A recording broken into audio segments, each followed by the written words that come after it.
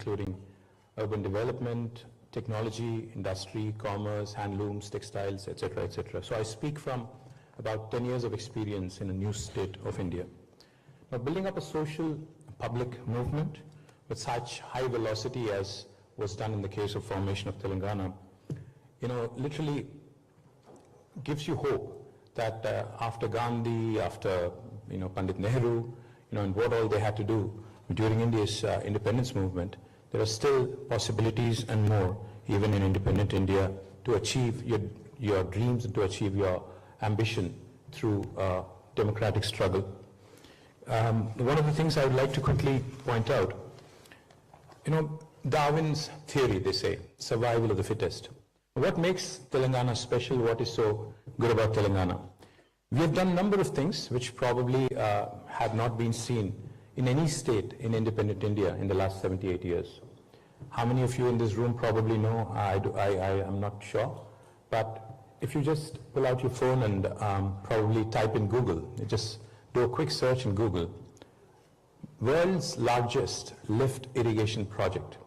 The world's largest lift irrigation project, a multi-stage lift irrigation project. Now, many of us in this room, I'm sure, have heard of the Three Gorges Dam in China and how the Chinese execution and how quickly they move when it comes to how agile they are when it comes to execution, etc. But if you just Google the world's largest lift irrigation project, you would realize that it is in India and it is in my state, Telangana, and it was built within 3 years of time. Now, we lift water from about 80 meters above sea level all the way to 618 meters above sea level and irrigate nearly 45 lakh acres every single season. Now, this also is something that goes to show you that even in a democracy, a vibrant democracy, infrastructure projects can be made to happen in a timely manner. Of course, meeting with all the resistors, all the potential challenges, potential impediments, etc., we were able to deliver.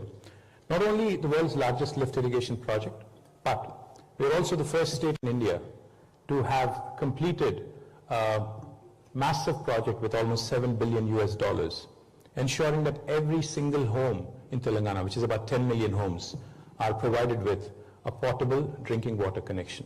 Now, this might sound like, in the first world, it might sound like something trivial, but in a country like India, where we have a lot of room to grow and a lot of things to improve, this is by no means a small achievement. Likewise, let me also share quickly the world's largest campuses of Google, Microsoft, Amazon, Facebook, Meta as it's called, and the most valued technology companies in the world, including Apple, Salesforce, ServiceNow, Novartis, Medtronic, all of their largest campuses outside of the US and outside of their headquarters are today in my state, my city, Hyderabad. And this is not a call center or a support center I'm talking about.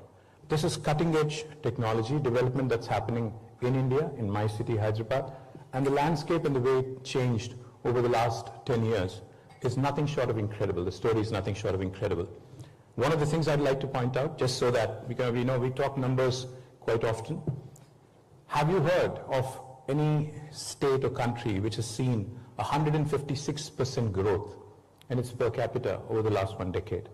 Now, that's Telangana for you. We were ranked among Indian states, ranked 12 in 2014, but as of today, we're ranked number 1 in India in terms of per capita income, raising from 114,000 Indian rupees to now almost 400,000 Indian rupees. Now, this is the kind of progress that has been achieved by a young state in India, which has really dispelled the notion that, there are the red tape and, the challenges that are typically associated with doing business in India, and also the challenges that are typically associated with ensuring that we deliver. Now, just to expand on a bit on technology, not only did we attract large number of tech companies to Hyderabad, to Telangana, and to India, we also made sure that we provided enough and more jobs to the local youth and local youngsters.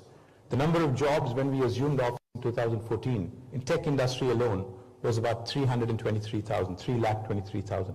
But by the time we relinquished office, that rose almost to 1 million a whopping 10 lakh jobs. Now, also, that reflects in the numbers and performance of our technology exports. When we assumed office, the technology exports from Telangana were about 56,000 crores of rupees, Indian rupees, 56,000 crores of Indian rupees. By the time we left office, it was almost 241,000 plus 2,00,000 crores of Indian rupees. So the kind of progress that was achieved, the kind of delivery that was made possible by our leader, Shri KTR, who was the first Chief Minister of Telangana and who was also the leader of the nation for about 14 years before Telangana became a reality, is a shining example of how to adapt, how to, like I said, Darwin's theory of evolution, survival of the fittest, as they say. If you have to theorize and if you have to probably translate into how things can also happen in governance, Telangana is a shining example. Likewise, let me also quickly add, disruption, is a word typically associated with the tech industry and the tech world. A lot of people think disruption typically means a tech startup, but disruption can also happen in governance. That's exactly what Telangana has shown you. For the last 78 years, we have the same set of officers, the bureaucrats, the civil servants, which by the way is a legacy from England, the ITS and the IAS and the IPS and the IFS, the Indian Foreign Service, Administrative Service, Police Service, Fire Service, etc., etc., is a legacy that India had gotten post-independence.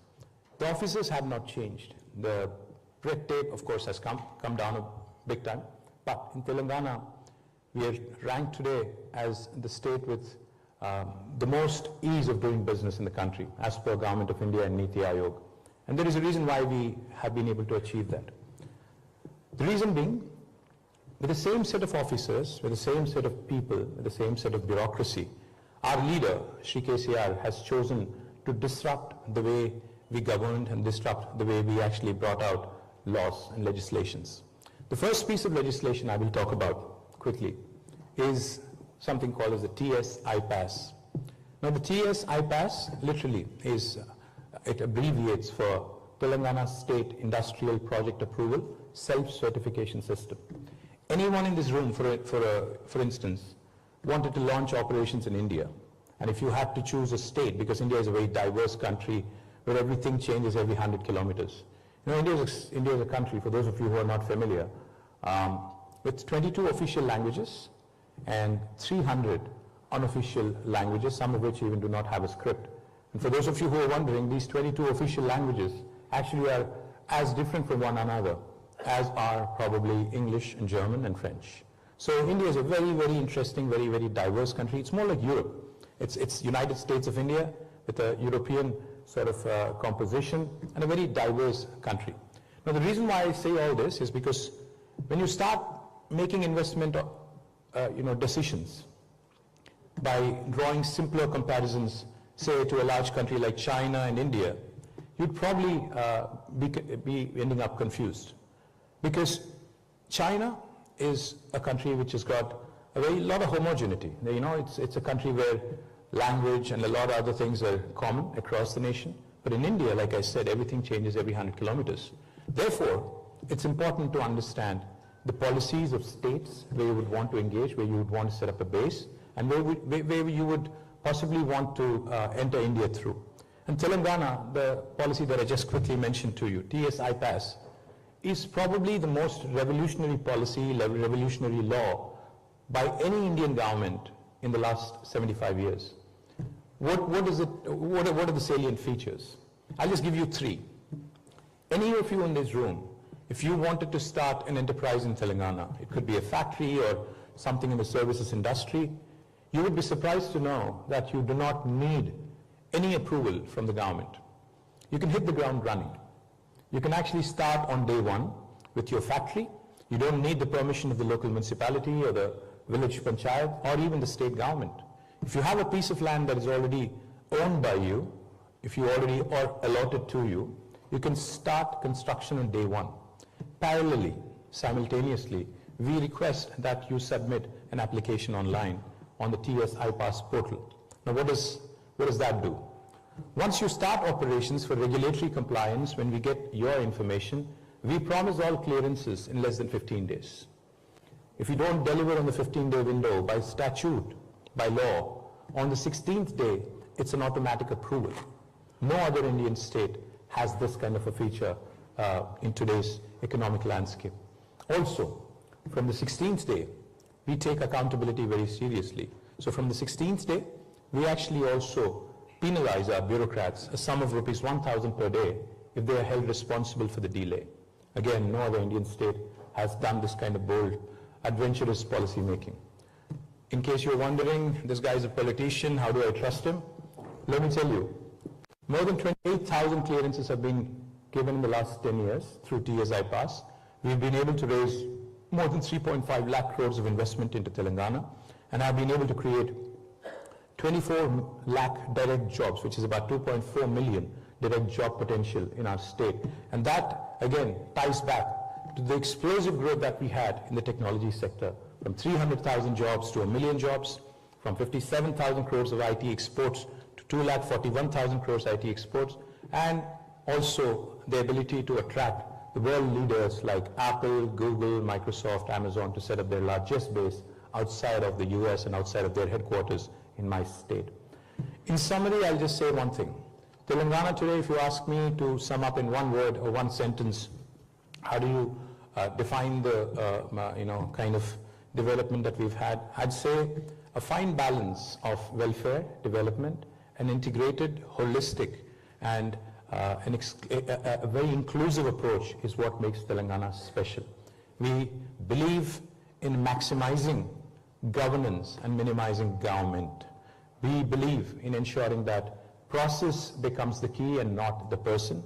We believe in institutionalizing the change and not centering our decision making around individuals. And that's what makes Telangana truly a special story. And I do believe there are enough and more learnings for the rest of India to learn from Telangana, to see how you can raise from rank 12 to rank 1 in per capita, in GSDP, in creating wealth, in distributing it to the downtrodden, to making sure that inclusive infrastructure growth also happens on an equitable, in an equitable fashion. So I thank Brigde India for this lovely opportunity. I sincerely hope that all of you have a great experience here, and I do hope you continue to invest in India and continue to pick progressive states like Telangana, which truly are the lighthouses for the country and possibly by extension to large chunks of the world as well. Thank you very much.